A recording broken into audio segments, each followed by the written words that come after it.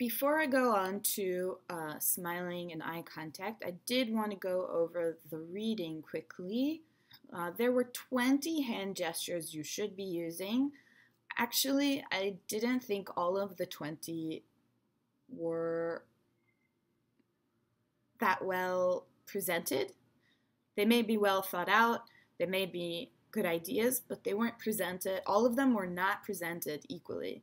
So let's talk a little bit about this. First thing was how to speak with your hands, stay in the box, which I mentioned, right? And we talked about make your gestures purposeful, have a purposeful, just like changing your tone, just like changing your face, all of those things. Your hands are there as a tool to help you communicate. Know what you want to say. If you have a big speech, prepare your words. Otherwise, your gestures can try to overcompensate. Okay, that's just a tip. The smoother, the better. This is grammatically incorrect. The more smooth, the better. The smoother, the better. Moving your hands too much like a robot means you probably practiced the gestures. You probably were interested in using that tool, but it doesn't seem natural enough. So for smoother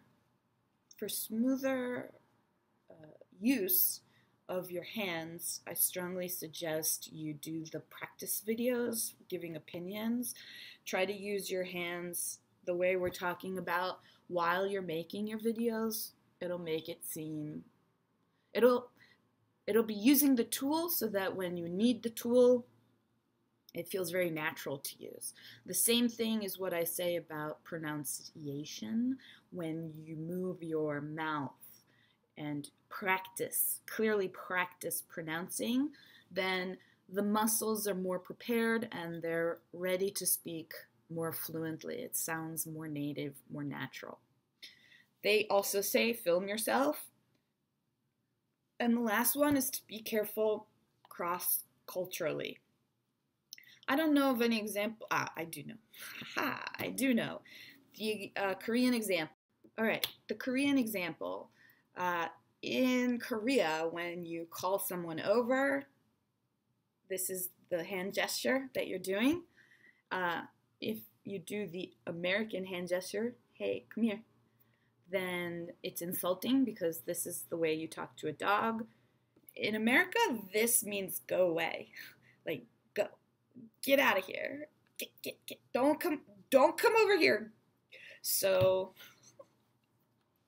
I was standing at a bus stop. The bus stopped 15 feet away, or 15 meters away, and the guy who says, but go away. So I left.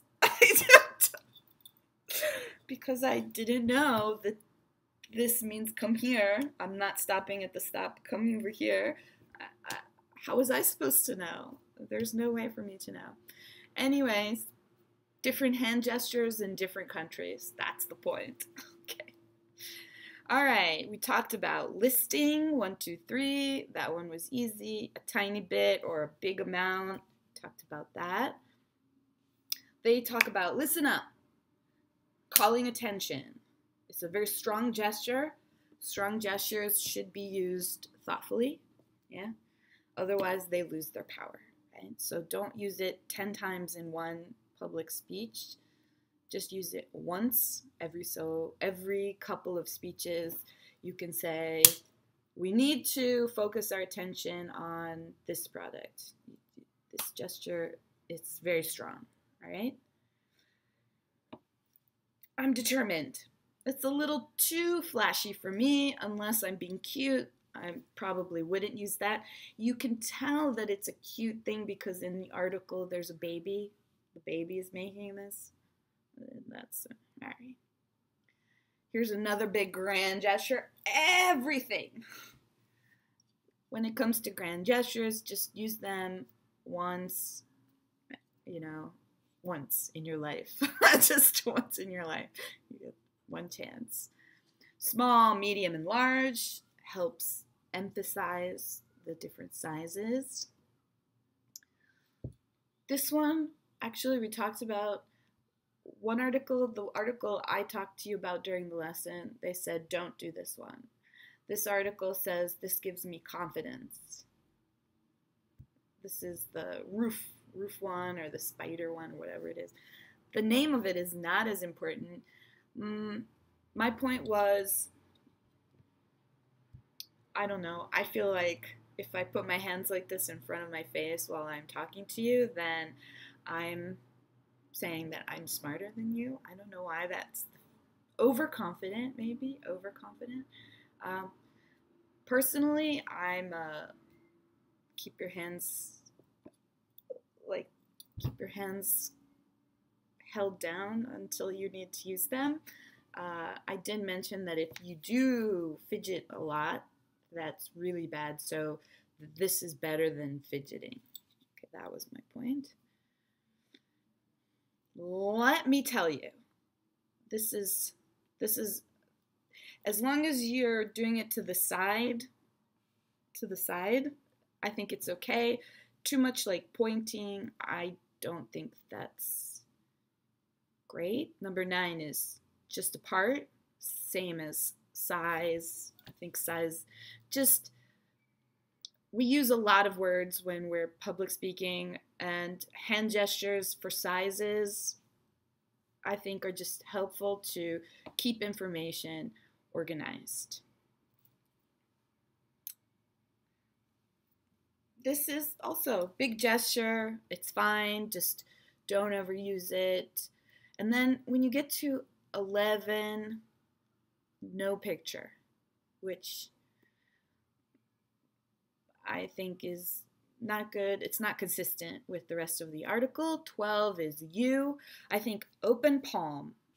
This is the palm. Open palm is trustworthy and open and friendly. Pointing is not friendly. Open palm. If you want to, what I need you to do is open palm. Friendly. Okay. And me. 2 hands. Friendly. 1 hand. That's okay too. 1 hand's fine. This and that. 2 different things coming together. Again, these are just giving your speech a kind of movement that helps the listener keep track of what's happening. Remember, people are listening to you. Their attention is sometimes there, sometimes not there, and they're only human. Using your hands brings their attention visually, brings their attention back to what you're saying. So big gestures are sometimes helpful to change the feeling of the conversation. 16, 17, 18, no picture. 19, stop. I don't think you should use that one. 20, no picture. So my point is, when you're doing the reading, you don't have to do, if the article lacks consistency in certain places, I think it's fair to skip. If you're really interested, if it's powerful stuff, keep reading and see what you can understand. Great. One more tool in your toolbox, your hands. Another tool in your toolbox are your eyes. That's right. Today we're talking about eye contact. So, for eye contact, I'm going to give you some reasons eye contact is important. Most articles say the same thing. Eye contact is important because, 1, it focuses your attention. When you're just staring out into space, you tend to trail off and become monotone. You start thinking about other things. You're not as focused. You're not as clear. But when you're maintaining eye contact, you're looking at one person at a time. Go through the people, scan a little bit through the people, pick one, look at them for 5, 10, 15 seconds, pick another person on the other side, 5, 10, 15 seconds. Maintaining that eye contact is good for you because it keeps your attention focused. That's one. Another is it helps others people pay attention to you.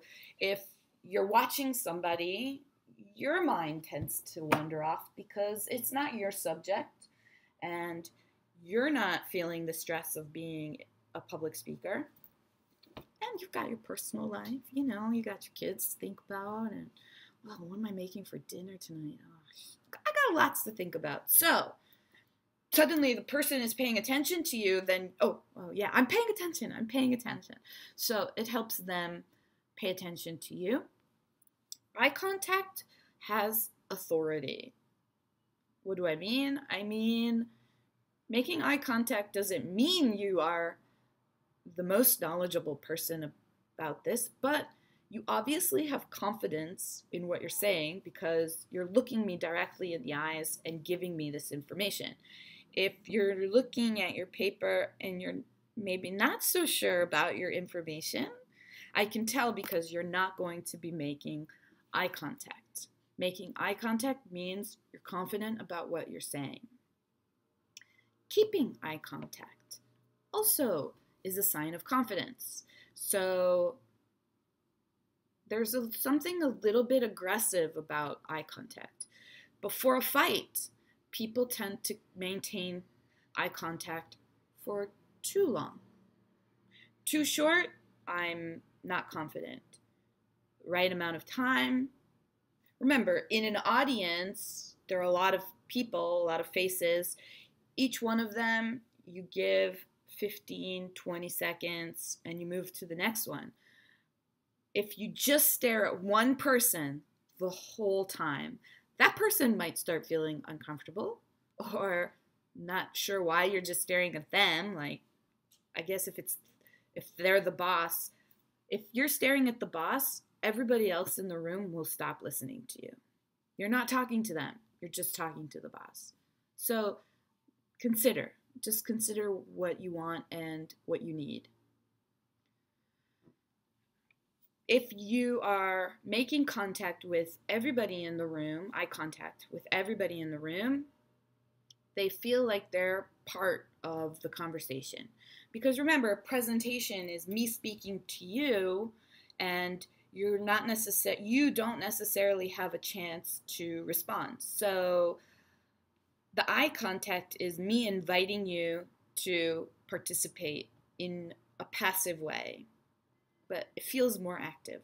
I'm not quite sure why it feels more, but it does. It feels more active. And making eye contact with people will make you speak slower. When you are speaking or publicly speaking, you may get a little nervous, you may talk a little faster. Making eye contact with people will help remind you can see their faces, will help remind you somebody's listening to this. I can't just speak as quickly as possible and just get this over with. I need the other people to hear and understand me. Making eye contact with different people in the room will keep you from picking up the pace and moving too quickly. All right. So that is eye contact. Next is smiling. All right.